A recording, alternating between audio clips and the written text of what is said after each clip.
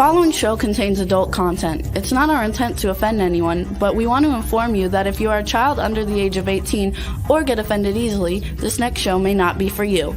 The content, opinions, and subject matter of these shows are solely the choice of your show hosts and their guests, and not those of the Entertainment Network or any affiliated stations. Any comments or inquiries should be directed to those show hosts. Thank you for listening.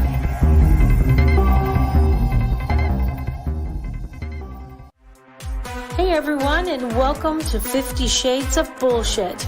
I'm your host, Christine Lalonde, and this is the podcast where we uncover the truth about online dating. Now let's begin. Hey, I'm Christine, your host. And I'm Gabby, your co-host. And this is 50 Shades of Bullshit. Yup. Yeah. Hey, Gabby. Hi. I shaved my kitty today. Oh, I was about to say, you shaved your pussy. I did. See, you lost weight. Uh-huh. See, when you shave the kitty, you lose weight. There you go. That must be the secret. I gotta go take a shower again. Oh my God, I'm obsessed with you. How's it going? Pretty good. How about you? You had a interesting, 24 hours? Yeah, I'm still dying from my cold. So if I'm hacking along in the middle of the show, I'll try to mute myself. I can't seem to shake the cold, but I was getting up from the couch the other day, and I tripped and caught my toe on the phone charger, and it just snapped it. And I took a header on the floor, tits over ass, and I broke my toe where it connects to my foot. Go big or go home. Go big or go home. I'm in pain. I had to go rent one of those like knee scooters today. If anybody calls me granny, I'm gonna punch them in the throat. Oh, I'm just gonna call you Gimpy. Okay, that's better. I'll be a gimp. Yeah, it's gonna save my life because I have a wedding this weekend and I have to work. You have to move around for sure. Mm-hmm. Yeah. For sure. How's it going? Oh my God. It's good. It's good. It's hot. It's hot as balls out here. It's hotter in Milwaukee than it is in LA. I know. Humidity. I don't envy. Yeah, well, you guys can keep your heat, okay? But super, super hot. But, now have been with my man for about 4 months and happy, going strong. Nice. But I sent this to you when it happened. But like for the listeners out there, like, from online dating, you get a lot of numbers. People come and go. You don't save everything in your phone. I have been getting random dick pics from like people that I've erased, years ago. I don't remember some of these people, but it's literally not a hi, how are you? It's just like an image that pops up. Yeah. Like, who are you? Why do I want to see that? Why are you sending that? Why do you think we want to see that? We don't. What's funny is that I don't block this number because of a very specific reason. I'm going to tell you why. I get this guy. I think it's been like 8 years now. When I first started talking to him, it was great. It was like this awesome conversation. And I was like, okay, this guy's kind of cool. And then he's like, hey, I'm going to send you a picture of me. And I was like, okay, cool. I'll send one of me. And he sends this video of himself jerking off. And he gets creative more and more with every new video. He gets more and more creative. Now, I have not talked to the guy since he sent me that video, but it's 8 years later and I randomly get these videos and he is I've never seen such creative masturbating in all my life. And it's entertaining and I like to send it to everybody. So yeah, it's true entertainment factor at this point. What is that the intent? I was literally sitting next to my boyfriend watching the new Batman movie and I check my phone and there's this like a dick pic. And he's like, what the hell? And I'm like, I don't know. Like, I don't know this number. No. I sent it to you afterwards. It was quite lovely, actually. It was a decent, I see why he's proud of it. I do. But it's called unsolicited unsolicited cock shots, dudes, and or dick pics, and women are not into them. We laugh about them. We gag. I threw up once. One was weirdly purple and disfigured, and I was like, "Oh!" And I was scarred. I was scarred for a while. But we don't like them. We share them with all of our girlfriends, and we rate them. And yeah. No, And not we a good judge thing. you. We are judging. We are 100%. And then they're like, well, send me a pic. I don't send pics back.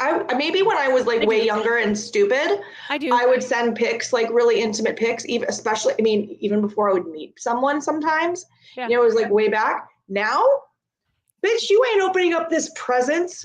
You want to hear what I send them? I Google, most of the time I Google overweight, hairy men.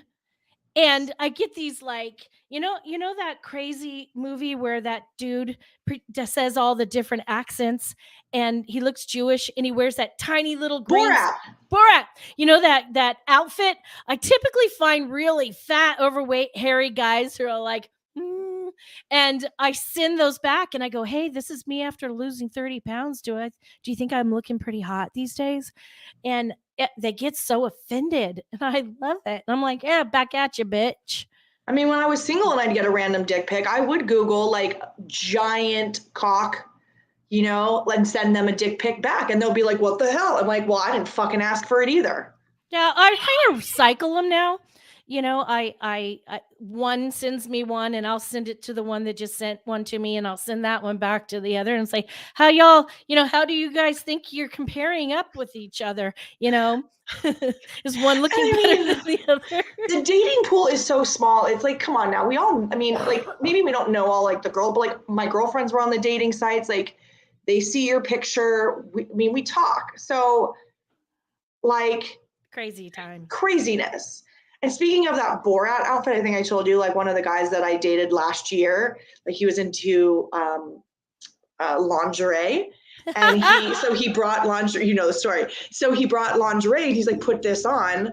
And I'm like, all right. It was the fucking Borat bathing suit that he wanted me to put on. And he was so turned on by it. And I was like, literally, if I had a penis, it would have been flaccid in a heartbeat. Oh. Oh my God. Jennifer said that her ex looks like the Borat guy. I photoshopped my ex's head on Borat's body when Borat wore that. That's awesome. That's awesome. Oh my God. I used to get like all appalled and offended and creeped out. And now I just have fun with it. So, I think it's all in how you look at it. True. What else are we going to do? I can't get them to stop. I've erased, I don't know who these people are anymore. Because you put yourself out there on dating sites and you meet all these people. Maybe it's a one dater, maybe it's a one fucker, maybe, whatever. Yeah. I've literally gotten 3 dick pics in the last 8 days from 3 different people. I have no idea. Am I supposed to recognize you from the curvature of your dick? No, I know. Oh, that was Carl. Especially when you never meet them. Right. I never meet a guy who sends me those pictures. So they're never going to be met. I think there's something psychologically in their brains that makes them really excited about the fact that they're exposing themselves. I think it's a modern day flasher. The guys used to run around and, wear like men's shoes and socks with little garters and go, and they're naked underneath. Maybe this is the modern day flasher. Oh my God. The modern day flasher. It is. It's so common. It's crazy. It's not a very attractive. Granted, that one picture that I sent you, it was pretty impressive. I'm not gonna lie, but that's not gonna fit in me. I was like, it's not gonna fit in me. Sorry. It would have literally have it would have massaged my uvula if he was fucking me. It would have gone up so high into my throat from my vagina. I don't even know if there's real anyway. I don't know, but that thing was flaccid too, that one I sent you, and that was wow. Yeah, and some dude told me he was 12 inches, and I said, liar, liar, pants on fire. That's BS. And they send these fake photos. I don't think they're real. I think they're just trying to, build themselves up and feel good about it. They're probably a 3-inchering, like, oh yeah, she's gonna want me.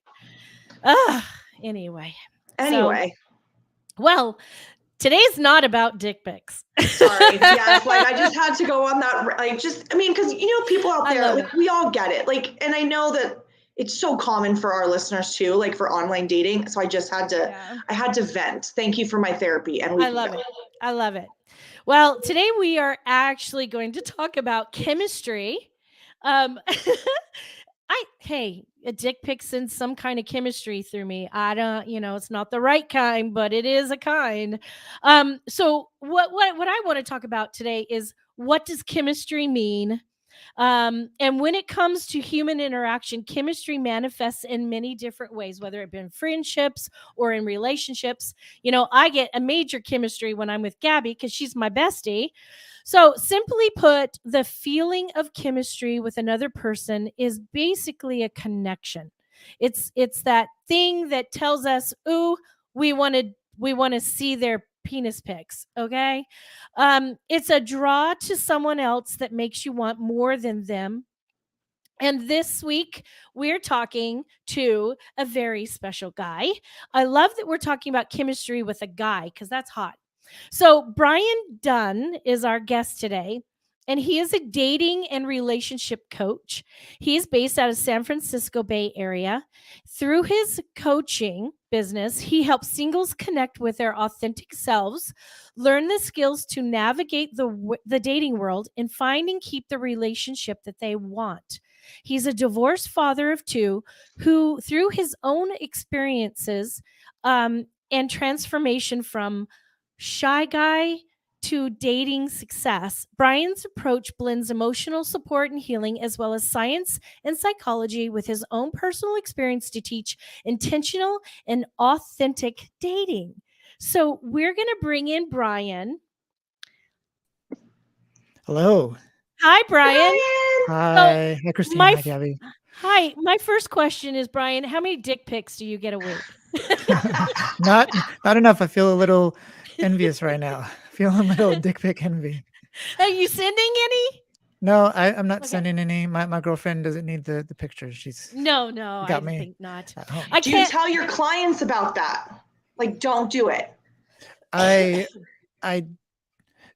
if I have to, I will tell them. Yeah. I made a TikTok and a reel recently that was about like trying to teach men how to text. And one of the lines was, I said no dick pics. Yeah. Yes, you have spread to. the word. Yeah, spreading the word is important because I don't think they're listening. I really don't.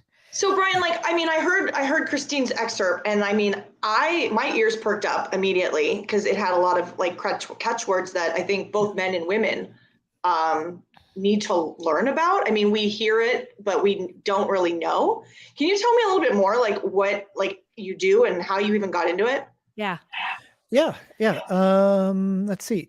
I got into it through just kind of a culmination of my own journey post-divorce. I got divorced in 2015, had to do a lot of learning and growth myself. I had some places where I was good at dating and places where I was not so good. And I had to learn how to recognize my own feelings and speak up and advocate for my own feelings, get past that, build some self-confidence. Because I used to hate how I looked and I hated having my picture taken. And I was super self-conscious about that.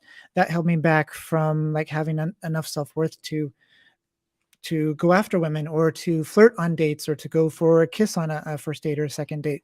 So once I got to the point where I knew I wanted to change for myself, I myself worked with a coach, and it was just a very transformative process and learning how to unlock that self-worth in myself, knowing that it's okay to value yourself and to do these things that I had been holding myself back from, because I would think like a woman wouldn't want me to flirt with her or get close to her or go for a kiss, whatever that would be, and learning that that's okay and how to read body language, how to know the signs. So you're not pushing yourself on somebody, but you are building tension, you're building chemistry, what we're talking about today, different ways to build chemistry on dates. So I could, instead of having relationships with amazing women, but who were just very into me and gave me like very clear putting their arms around me, whatever green signals, to being able to see someone and actually proactively try and build chemistry and a connection and go after what I want. So I was able to go through that process. And then through the course of the pandemic and continue learning through books, podcasts, training, all sorts of things, I decided I have this joy and maybe a gift, but I have this real joy for helping people, talking about the relationships and helping them along kind of a similar path that I went through.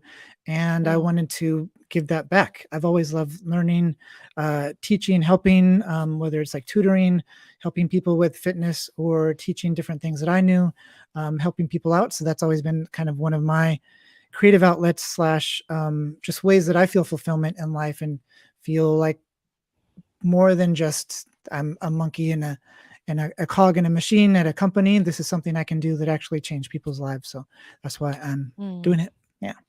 That's I awesome. love that. We interview a lot of dating coaches on the show. We interview a lot of matchmakers on the show, and I think that matchmakers and dating coaches should pair up more often and have their clients as part of the money they paid to be in their matchmaking go through a process with a dating coach, because I would prefer to date a man like yourself who's evolved and gone through dating coaching to kind of see, where it is they need to, do that work. Yeah, I don't definitely. meet a lot of men like that. So Yeah.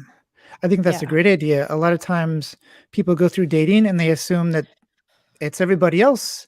And when sometimes it's our own, and that's what I help people with is figuring out where they're stuck or what their pattern is that they're not realizing what's their blind spot. Sometimes it's attachment style or just something that they're holding on to and not letting themselves be vulnerable or get close to somebody, having like a subconscious wall, because if they do get close, if they do get vulnerable, then there's a risk to get hurt. And it's sort of like a self-fulfilling prophecy of, if I don't get close, I don't have to get hurt and I can continue not being in a relationship. So it's finding out where you're stuck or what your blind spot is and being able to recognize that and course correct when that happens.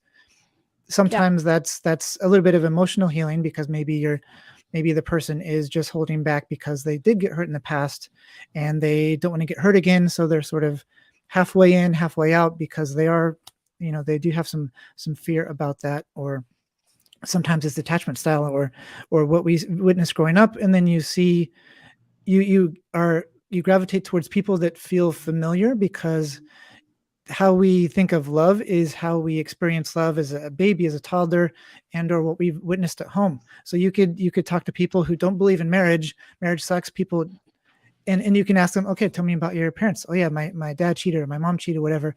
And even though we see everything on TV and movies, it is so deeply ingrained, whatever we grew up seeing. And unless we do some work or some course correction on our own, that's often what we end up becoming or turning into. Just like I was just thinking earlier today, like I sound like my dad right now, turning into my dad. So we turn into what we witnessed growing up. Well, your dad must be a great guy. If you're talking like your dad, your dad must be great. So my youngest daughter, comes to me in I think it's 3rd or 4th grade. And she starts telling me, Mom, so such and such boy at school? And I'm like, yes. She's like, something about him. I just love the way he smells, and he just smells so good. And when I'm around him, I just feel a certain way. And I said, well, that's your pheromones attracted to his pheromones. And you did not use that word, did you? Yes. And then I said, when you get older, they're going to start calling it chemistry. So what do you think chemistry is? Yeah, great question. I loved your definition earlier, because it's like an intangible thing, but it's almost palpable. I see it as just when you get along with somebody, and you mentioned very, very rightly so that sometimes it's like a platonic friend connection. Like you could meet somebody and say, we had instant chemistry and we knew we would be best friends. But it can be that draw, that connection, that attraction. And you are on a similar energy or wavelength, and you're vibing, or you just feel like you can be yourself. You don't have to put up a fake front, or you're comfortable enough to be around them. It's that kind of feeling of comfort and familiarity. In like the dating space or the romantic space, it's that sort of tension. Maybe there's some charm or charisma on one or both sides, but you feel an attraction, like an unspoken attraction, and there's just the anticipation of something that might be. So it's kind of intangible, but it's there, and it's something that you feel. And sometimes it can be false, because somebody could be super charismatic or charming with everybody, like Bill Clinton, Barack Obama, whoever, Dalai Lama. Like, some people just have a lot of charisma to begin with, and then everybody around them feels like, oh my God. But it can be like between two people, there can be actual chemistry, and you just feel like, oh my God. You feel kind of butterflies sometimes. Yeah. I make this joke when I go out with somebody that I have no chemistry with. I don't know. Like, I could have chemistry by texting. I could have chemistry by phone call. I could have chemistry by video. And then I meet in person and it's like, nope. And that person will start talking about, oh my God, so much chemistry with you, Christine. And I just say, oh, don't let it fool you. I'm this great with everybody.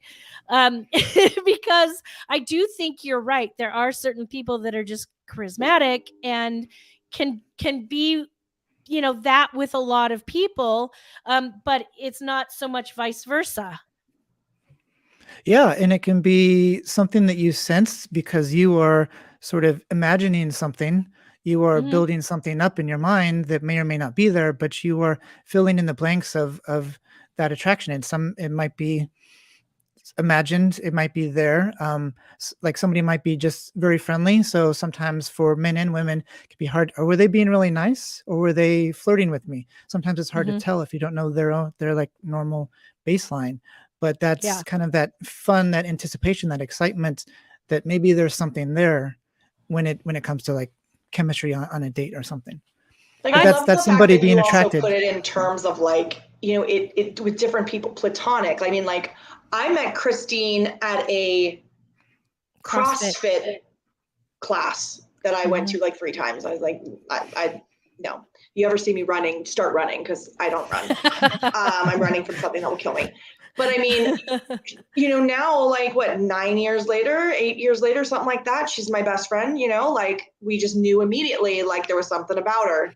But I like in your line of work, like, you work with individuals, you work with couples, like, how do you, work with chemistry? Because it could be physical chemistry, emotional, intellectual. There's so many avenues of chemistry. You can get lost in it. Yeah, great question. Sometimes people can have the idea of the rom-com, the Hollywood fireworks or the fairy tale, and have an expectation that there needs to be fireworks and chemistry right off the bat or on that first date. And sometimes it can take a few dates. It can take some time to build some chemistry. So I work with people to also look at the other kinds of things that are important.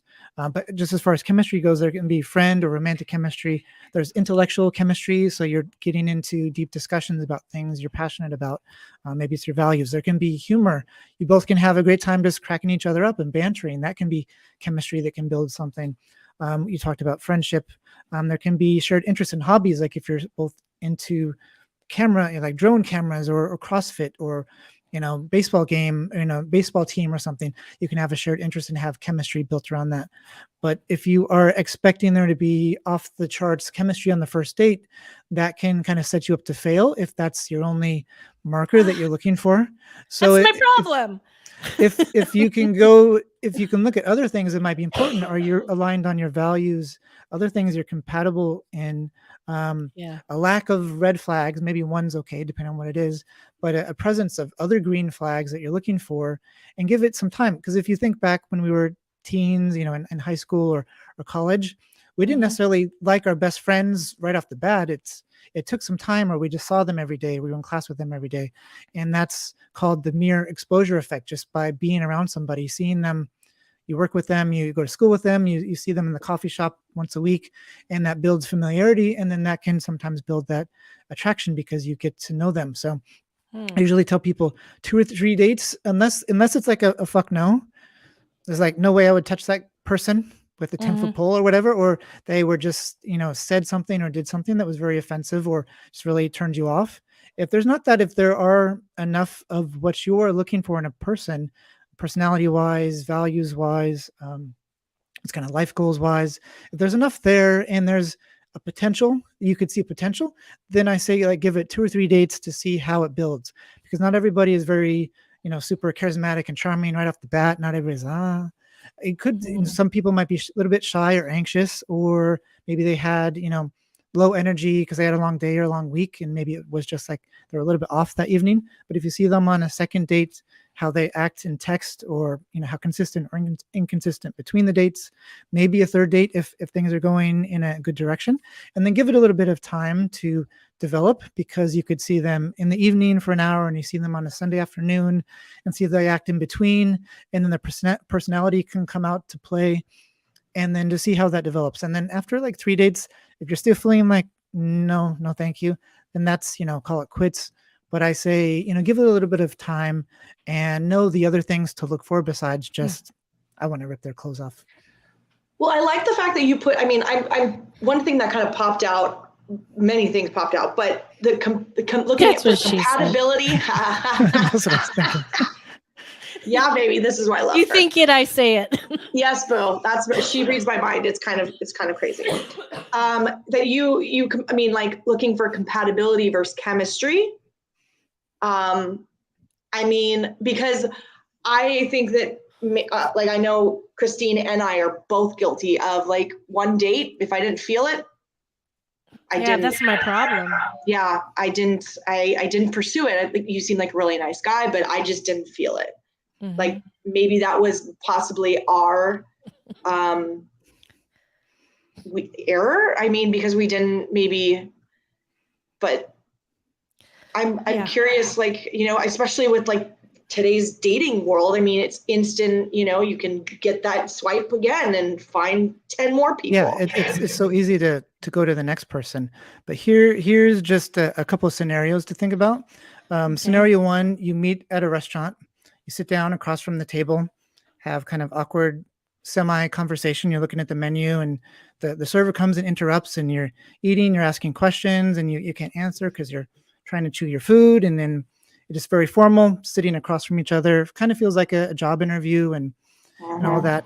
Versus a different date, you meet for drinks, you sit down next to each other, you order a drink, and you can lean in close because it's kind of loud. The light's a little bit low, and you're leaning in close. Maybe your shoulders touch a little bit. Being in that second environment, that's much more conducive to being relaxed and having a conversation where you're not staring at them.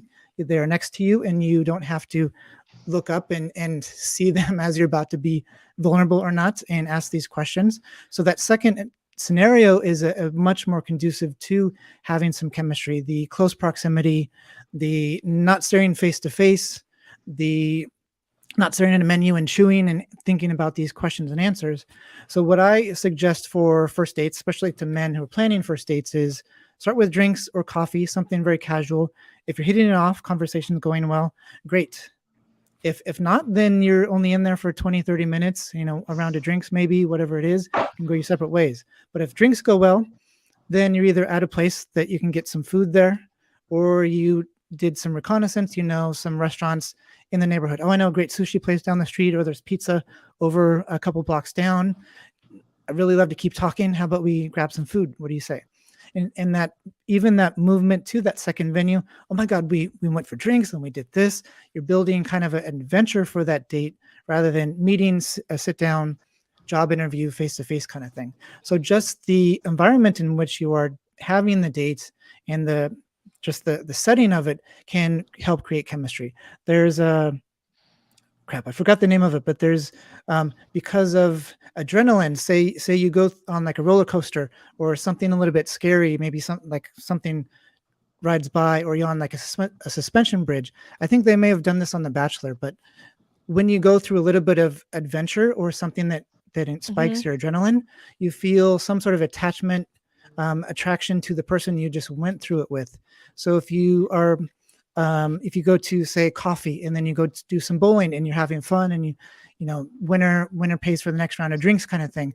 A little bit of competition, a little bit of spikes, those emotional spikes, that helps you feel like you're associating the fun and the adrenaline and all of the serotonin, the fun chemicals, to that person, even though you were helped a lot by that setting. So if you can have dates that are more conducive and more allow for those kinds of situations, then it's easier to relax a little bit and have fun on those dates, feel some chemistry, and help lubricate you to like the second, third date. Because those sit down dates are like, I'm going to sit here. Yeah. What do you want? What are you thinking? Right. Those first 10 minutes are super awkward, trying to figure out what you can eat. And then, now what do we talk about? That's not fun. I don't like the Starbucks coffee dates. They don't feel like I have never had a connection with somebody with that. Even if there could have been, I've never. I think the best date I ever, literally ever had, and I know I called Gabby right after, and she was like, wait, are you sure there was anything between you guys? Because that does sound like a great date. She was right, but he picked me up on his motorcycle, handed me an outfit to put on to protect myself. I put on the helmet. Holding on to him like that with my body pressed against him was the most exhilarating thing. Mm-hmm. He took me to the beach. He had a blanket. We body surfed. He was like picking me up and, bringing me close. And it was so hot. And we did. Sorry. So sorry. We dated for over a year. And we wound up going our separate ways, and he's a great guy. But that was super exciting. Yeah, doing something fun out of the ordinary, or at least where the initial meeting, you can actually talk. It's like why going to the movies is one of the worst first dates you can do, because you can't talk the whole movie. You want to get somewhere you can talk. And then if it goes well, then you move on to the next phase, or have that be kind of a cliffhanger to get you excited about the next date. Do you find that, in your experience, people don't plan kind of those very involved kind of dates because they're worried about investing either money, and time, in someone that they're not sure about? Because maybe they meet in the first 10 minutes or something. It's like, thanks, but no thanks. And then it's like, wow, well, I planned bowling and I planned hiking, or what if she's on the motorcycle and then, he says something stupid and they get into an argument. It's the first date. She doesn't know him and she's stranded out at the beach.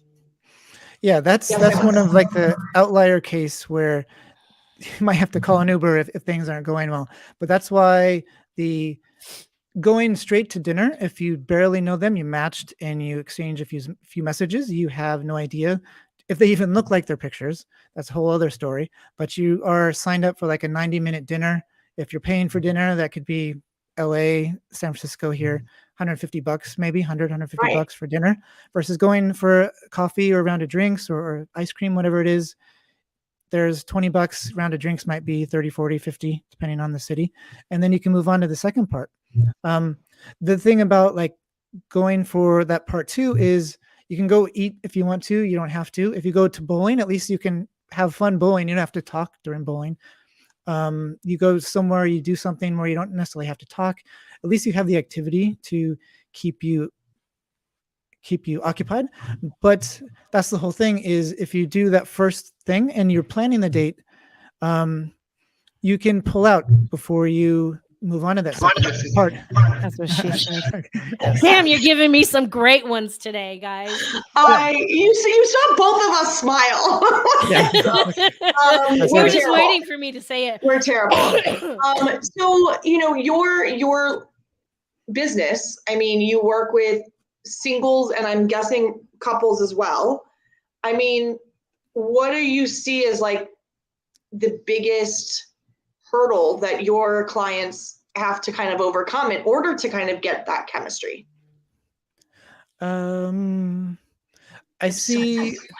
It's not the chemistry isn't usually the hurdle. A lot of times it's mindset, or what do I do in this situation about this person that I like? But a lot of it is mindset and getting out of your own way. You might have a limiting belief about like what you deserve, what you don't deserve, that's holding you back. That was my big hurdle. It might be just how to date, because if you've been married a long time, you get back into the dating pool, or you just been single for a while. It's like, how do I date? How do I online date? How do I talk to people? We've been in a pandemic and we haven't talked to anybody in like 2 years. So just how to date, that's another big one. And then with my female clients, a lot of it is how do I navigate these situations with men, because a lot of men don't know how to date or aren't necessarily good at dating, or gentlemen. You talked about the dick pics at the top of the show. So a lot of times it's how do I deal with men? So it kind of depends person to person, what they're experiencing, what they're going through to get them past wherever they're stuck. I think I got to tell you, I think that I've kind of created this situation a lot. I do tend to go out with coffee dates with people that could have had a better chance if we'd done something else, or I've gone to drinks dates with people that created chemistry where I shouldn't have. So I got my signals all mixed here. Yeah, and that's the thing is chemistry is great, but it's not necessarily the only thing you should be looking for. So going into that date, what are your non-negotiables? What are things you're looking for? What kind of a relationship do you want? If you know you want to get married and have kids in the next 5 to 10 years, you can ask about like if they align with wanting kids and marriage in the next 5 to 10 years. You don't have to be direct about it with the list. Like, this is what I'm looking for. Are you looking for the same thing? But it could come through the conversation of like, do you see yourself living here in, 10 years from now, 20 years from now, always, living in LA, or, what do you think about family? Are you looking to have a family someday? Someday isn't like in the next 5 years with me. It's no pressure, but you can ask about the things that are important to you.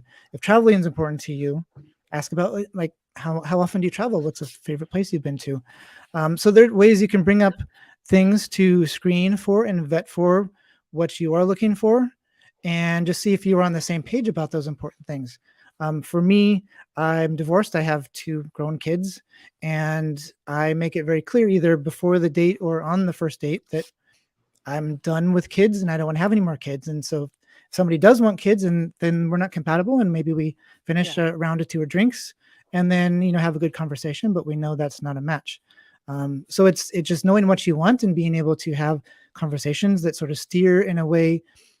You don't have to, like I said, you don't have to have your checklist like a job interview up front, but at least be thinking along those lines is, does this person match up with the kind of person, the kind of relationship that I'm looking for going into that date?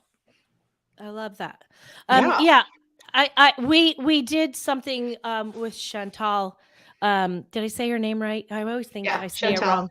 Yeah. Chantal, about what is the difference between a want and a need. Do you need this or do you want this? And clarifying those things and knowing those things before you go into dating, so that you are attracting or being aware of the right people to attract. Yeah, definitely. And those wants and needs, like what is actually important in a relationship? Like someone 6'3" with a motorcycle and a house on the beach might be amazing, but that doesn't necessarily mean that those traits are required or essential to a successful, healthy, long-term relationship that you can be in. But other things such as personality, compatible in values and social issues, or just life outlook on life, things you want out of life, those are important. Communication is important. Or do they respect your boundaries?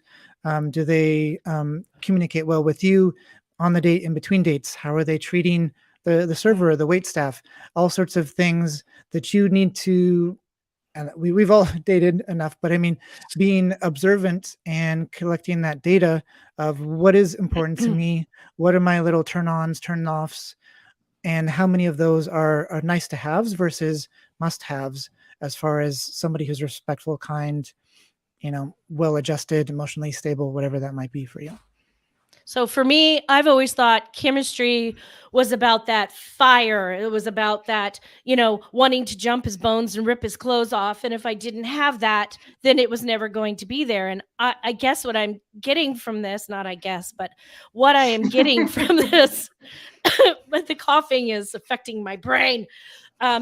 Thank God for mute, or you guys wouldn't have been able to hear a damn thing. But what I'm getting is that I've made some big mistakes walking away from some really great guys, thinking that there was never going to be chemistry because there wasn't the first time. And I'm sitting here thinking about all these, great people that I have actually gone out with, but there was just nothing there. And I think, God, did I screw that up? And I here I thought I was so evolved, and I'm like, not. And that's shocking to me. No, I'm kidding.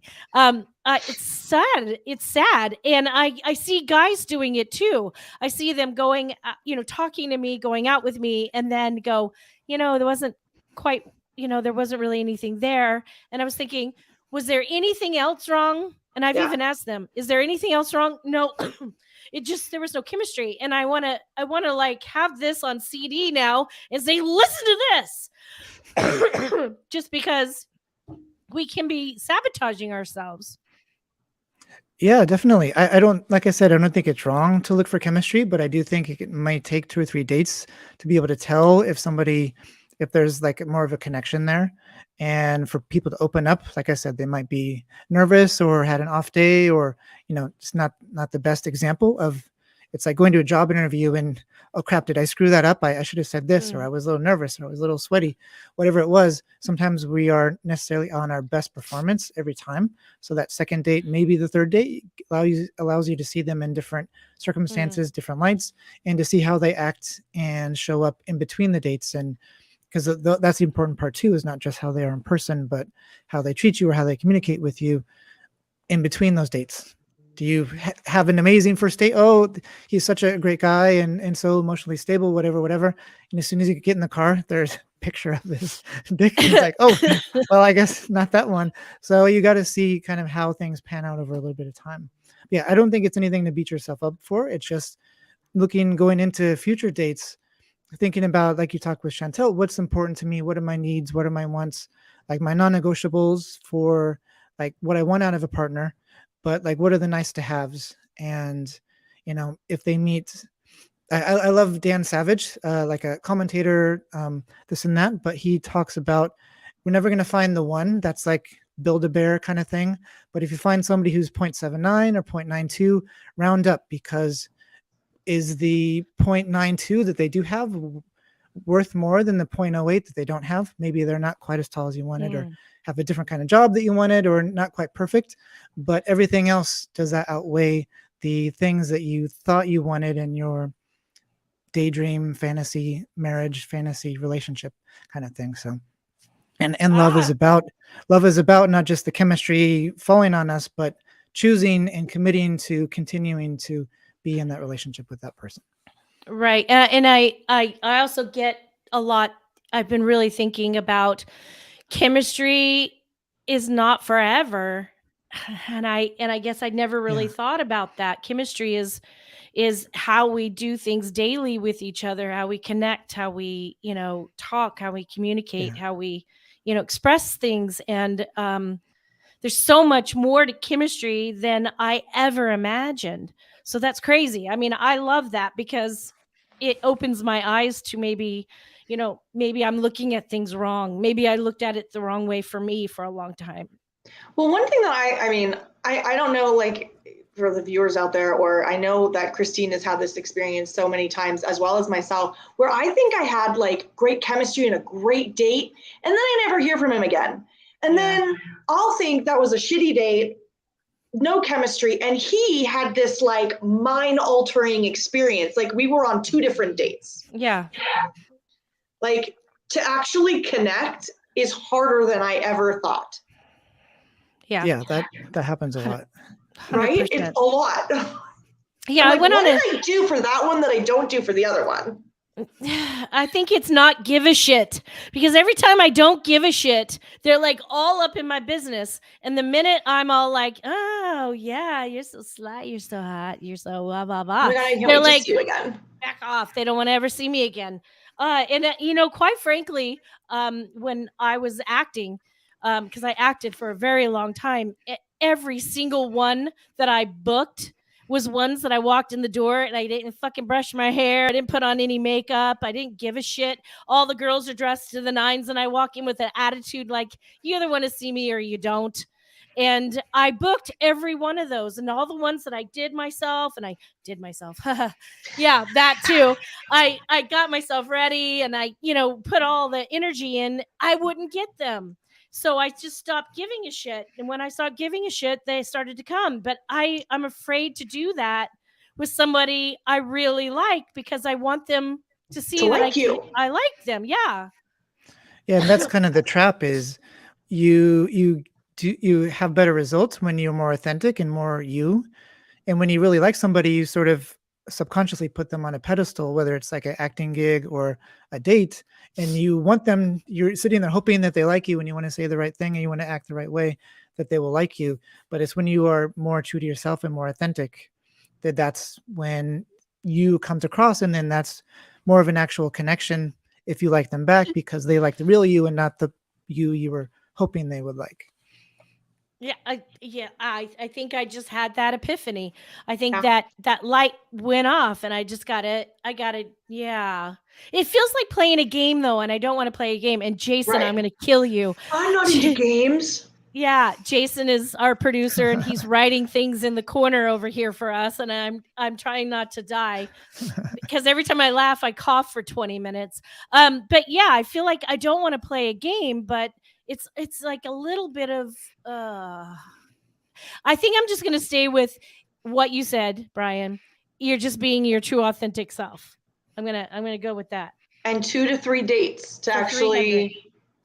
So don't jump to making a decision whether you have chemistry or not right away. Because I mean, I feel like I'm literally like, is it there? And I'll immediately put you in a category. Yes, it's there, or no, it's there. It's not a build up to thing, Yeah. So yeah, definitely look for those red flags, those deal breakers, those dick pics, whatever it is. If there were deal breakers, then yeah, it's a no. But if there's enough green flags in what you're looking for and you think there could be something there, give it a little bit of room for that fire to build. Okay, I'm going to try that. I did recently have a date with somebody who my brain just saw all the things I didn't like or didn't want, and he was like really into me, and I feel bad because he's a nice guy, but I'm not sure that is there. And part of me thinks that maybe I should go out with him again to see, but then I'm really afraid to do that because if he falls even more for me and I don't, I feel like I will hurt him. So that makes me a little leery. I'm not quite sure how to handle that. Yeah, and that might be something for you to look at, do some thoughts on, or journaling, whatever you do. Is were you turned off because he was super into you, super eager over you, or was it other things he did, personality quirks, just kind of different things? And then also look, if you're journaling, you write them down. Is this like a deal breaker? Is this like a bad relationship red flag, or is this just something that I'm not used to because he's different than what I'm normally used to? So if you can sort of reset your radar of what you're attracted to, or like your the breakup boot camp person, Amy Chan, she's amazing, but she calls it the chemistry compass. So if you can take some time, if whatever you're doing isn't serving you, take some time to just date people who aren't your normal type and just sort of recalibrate your chemistry compass to see actually maybe I thought these kind of guys were boring, but turns out they're really sweet, or they're really passionate about certain things, but maybe on first dates I wasn't getting the chemistry I normally look for, but longer term somebody who's XYZ might be a good fit for me. That's awesome. Freaking Brian, awesome. I hate leaving this conversation because it's so good, but that was a really amazing thing to end on.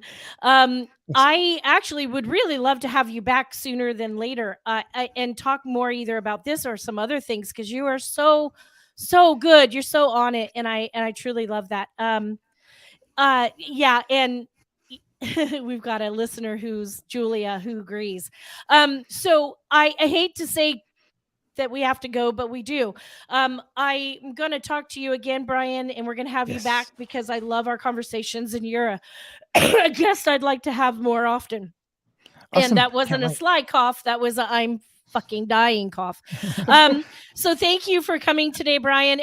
Our listeners, please check out Brian, look at his information, reach out to him. He's such a smart guy. He really knows his shit. And please come back next week. We have a really incredible guest, Julia. She's she's really insightful and she's amazing. I can't wait to have her on. Gabby won't be with us next week, but she was today. But we'll have we'll have Sean back on with us.